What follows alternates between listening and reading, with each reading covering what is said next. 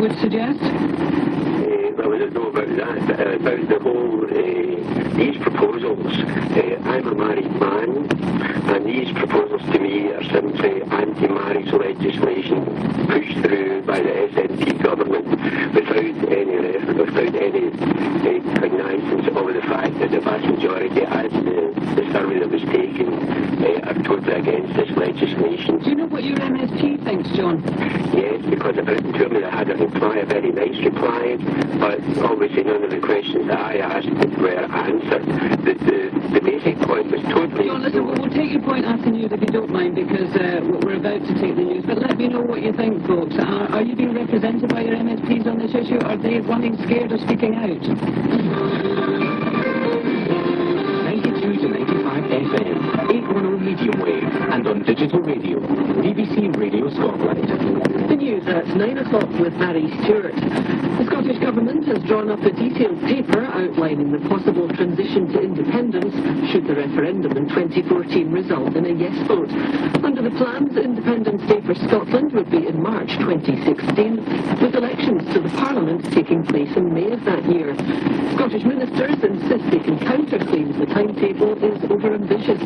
But Alistair Darling, head of the pro-union campaign Better Together, disagrees. I think this lacks complete credibility. What they're saying is that in less than a year you can break all the ties of the past and you can fix something entirely new. And when you consider those issues like the currency, how we divide pensions, how we allocate debt, defence, let alone Europe, these are all issues in which the Scottish Government is not going to tell us their position until the end of this year, less than 10 months before a referendum. Detectives investigating allegations linked to Jimmy Savile and others have arrested a 65-year-old man this morning in South London. He's suspected of sexual offences and is now in police custody. MPs have accused the MOD of making a rushed and flawed decision to switch fighter aircraft for the Royal Navy's new carriers. It was announced in 2010 that the carrier variant of the Joint Strike Fighter would be used rather than the jump jet, but this decision was later reversed. In response, the MOD said the UK government had worked tirelessly to transform the funding and delivery of military equipment. Barclays Bank is setting aside another £1 billion to pay compensation claims. Most of the money will go to customers who were missold payment protection insurance. The City of York Council has announced it's to write to the Queen to ask that King Richard III be buried at York Minster. Yesterday, archaeologists confirmed that bones found under a car park in Leicester are those of the monarch who died in 1485. Richard III had strong links to North Yorkshire, and experts say he would have wanted to be buried there. The lead singer of the Trogs, Reg Presley, has died at the age of 71. He retired last year after being diagnosed with lung cancer. The band was best known for the worldwide hit Wild Thing in the 1960s. That's the news. Here's Jeff Webster with the sports. Andy Murray says tennis must increase its drug testing program, even at the expense of prize money, to ensure it doesn't face a Lance Armstrong-type scandal which has tainted cycling. At midday, head coach Scott Johnson names the Scotland rugby team to face Italy in the Six Nations Championship at Murrayfield on Saturday. We'll get the thoughts of Gordon Strachan this afternoon ahead of his first match as Scotland manager for tomorrow's friendly against Estonia at Middelburg. And four-time Olympic medalist Rebecca Addington is expected to confirm her retirement from swimming later today. Now we'll have more at 10, and you can follow us on Twitter at BBC Sports Scott.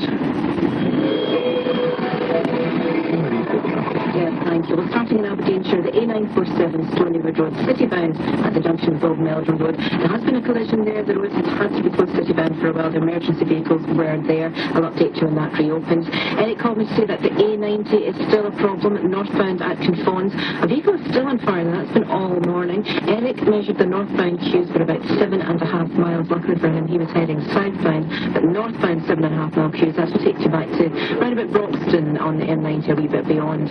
Now, one line closed, very slow traffic on the M73 northbound through Junction 3 Malmesburn and the M80 at Junction 4. And Barry, among others, called to report a collision westbound on the M8 around Livingston. Very slow traffic, he said, just about getting by, but not very easily or quickly. We're hoping that will clear soon. Kenny from Air called to report a broken down bus on the northbound M77 at Junction 2 near Pollock. I have a feeling that bus may have been cleared, but it could explain why there's such heavy traffic as a result on the M77 trying to get to the M8 junction. That's BBC Radio Scotland. Scotland travel. And the weather, another wintry morning with the risk of further squally sleet, snow or hail showers. These will move southeastwards across Scotland. A few centimetres of snow over some higher levels, especially in hills in the Highlands and Perthshire. Temperatures today reaching 5 to 7 Celsius, but feeling cold in the wind. That's the news. I'll be back with more at 10. 0500 92 95 Yeah, this is Call K on BBC Radio Scotland with me, Kay Adams. What, if anything, can anyone do to save Paul Gascoigne from his own alcohol addiction? A group of his mates led by Chris Evans will now club together to send him to rehab in Arizona, a clinic that he's been to before. We have to hope that that makes a difference. But does there come a point where friends, families and workmates can do no more and should stand back? Stephen and his wife faced that dilemma when their daughter turned to drink, but they opted to support her. She says that she felt the support she was getting from us and the key worker, etc., was great, and she thinks that was a very important thing and actually getting her to the places she isn't now. She's actually said that she's seen other people who have not gone as well as her, and often wondered that if they'd had the support that she'd had, would they have gone better in the same way she has? Well, we'll hear more from Stephen later about how exactly he and his wife supported their daughter, but if you've ever faced this kind of situation, let me know how you dealt with it. 0500 92 95 00. You can text 80295. And what did you spend your pennies on? The little brown tiddler may be on its way out. Canada is due to ditch its cent on Monday, following in the footsteps of Australia, New Zealand, Brazil and Sweden of dropping their lowest denomination coin. Would you miss it if it were gone? The call that sounded like us. Yeah, we'd miss it. We buy lots of goodies with our pennies.